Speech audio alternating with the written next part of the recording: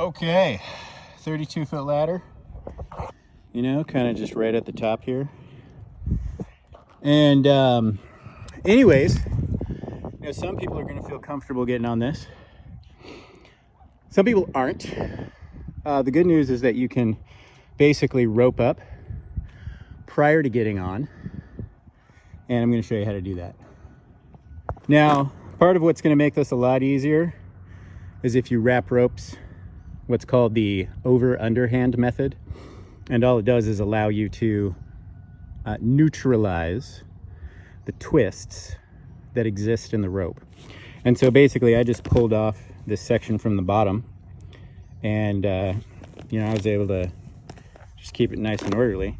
And so anyways, all you're going to do is sort of huck this in that general direction, and it'll unravel as it goes, right?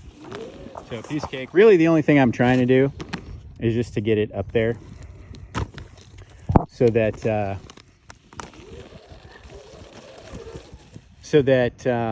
I can access it from down there and then pull it, you know, to right over here. So basically what I'm going to do is I'm going to have something to tie off to right here and something to tie off right here so that I got this V thing going. And that way I can pull out the slack and I'll be roped up on both sides. I can walk straight out to the anchor. So I'm just going to wrap this section up right here and throw it down, and then I'm going to go tie those off. Oh yeah, two things to note here. One, don't be afraid about letting the rope slap down on the skylight. Not a problem. Now if it has a carabiner, that's a problem. I called it a skylight, but you can treat it like a skylight. It's from a structural standpoint.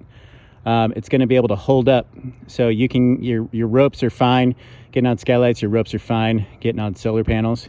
You just wouldn't want to like cinch it down and start getting some mechanical advantage over that. Also, you know, before you throw your rope, if you have a carabiner attached to it, make sure you drop the carabiner, man, because that thing will slap back. That'll hit the house, and all that stuff is no good. So here's my rope, right where I want it. I can tie off to something over there probably. I could even tie off to this if I had to.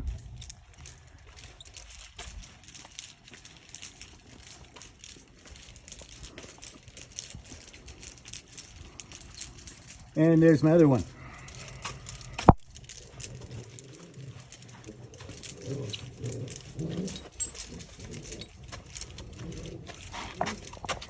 This right here is going to be perfect.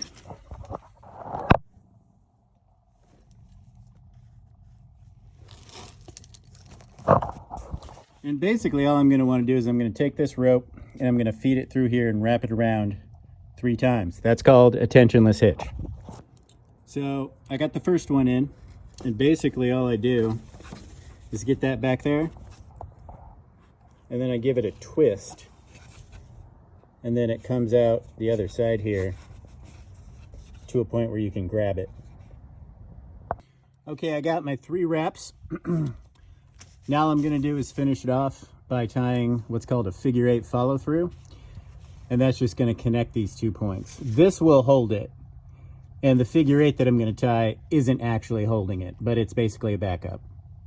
By the way, check for these things. This thing is only good if your fall plan involves not falling off the roof.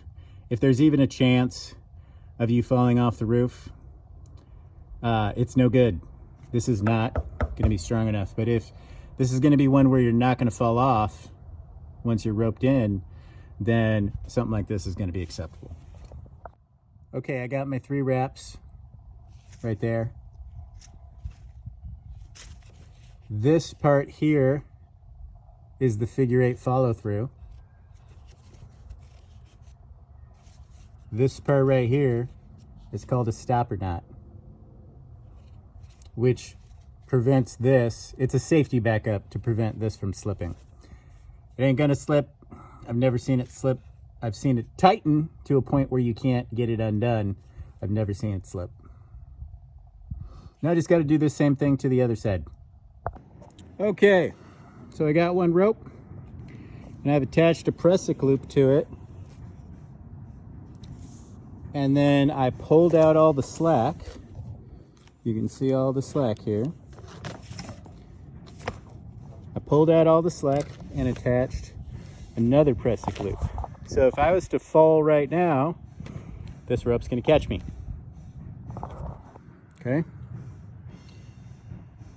And as I walk closer to that, about halfway, well, maybe 3/4 of the way between here and that engineered anchor, as I walk there, I'm going to be tightening the Presic loop, and to a point where if I fall, I'm not going anywhere, like nowhere.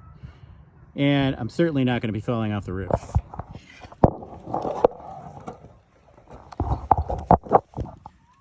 So all I did was just step up. I'm roped up. I need to manage my slack.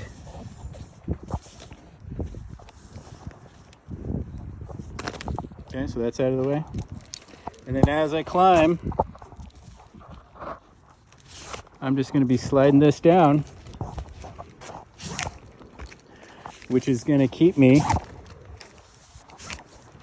Now I'm at the tightest point possible. I can't fall this way. This is as far as I can go.